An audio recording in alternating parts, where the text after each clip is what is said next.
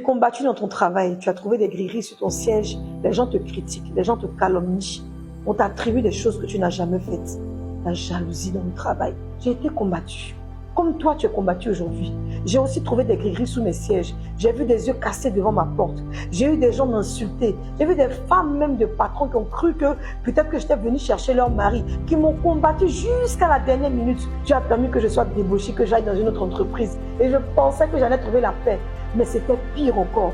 C'est un autre combat encore qui commençait. Au point où on m'a enlevé ma voiture de service. Tout ça par jalousie, par méchanceté, parce que je donnais des résultats, parce que je donnais du chiffre dans ces boulots, parce que j'avais la tête froide, parce que je savais ce que je voulais, parce que je suis entière dans ce que je fais. Et je sais que c'est le cas pour toi. On dit les collègues, on ne dit pas la famille. Les blancs même on veut les non-collègues. Mais nous on insiste au point où on mange en groupe, au point où on rigole en groupe. Et c'est là d'où le problème vient. Tu sais quoi?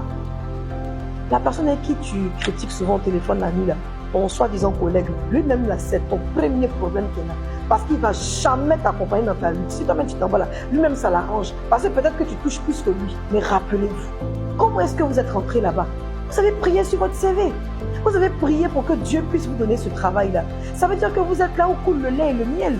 Comment est-ce que vous pouvez partir de là où il y a votre bénédiction? Pensez à votre loyer, pensez à votre femme, pensez au crédit que vous payez, pensez à vos enfants, pensez à votre famille. C'est une source de bénédiction pour pouvoir vous ouvrir des portes.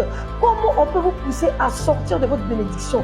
Comment on peut autant vous mettre la pression pour que vous puissiez partir? Si les sorciers de votre famille n'ont pas réussi à vous tuer, si les gens dans votre vie qui vous ont combattu, ceux mêmes qui ont pu vous mettre en prison, ceux mêmes qui ont pu vous faire du mal n'ont pas réussi à vous tuer, ce sont les quelques personnes avec qui vous travaillez qui vont vous abattre. Non, ce n'est pas possible. Ce que je vais te dire, l'attitude à avoir, il faut apporter de l'amour à ces personnes. Il ne faut pas les rejeter. Il ne faut pas leur montrer que tu sais qu'ils sont hypocrites. Toi aussi, il ne faut pas venir serrer ton visage sur eux. Tu es censé être professionnel. Lorsque tu mets tes pieds au travail, tu deviens professionnel. Tu n'es pas venu t'amuser. Tu es venu pour travailler. Il n'est pas question d'aller t'asseoir avec des gens pour faire béret. Ceux mêmes avec qui tu penses que tu es en train de faire le même combat contre telle personne-là, ceux-là même sont les premiers traites même dans le travail. Alors évite de te confier, évite de parler de ta vie privée. Sois professionnel.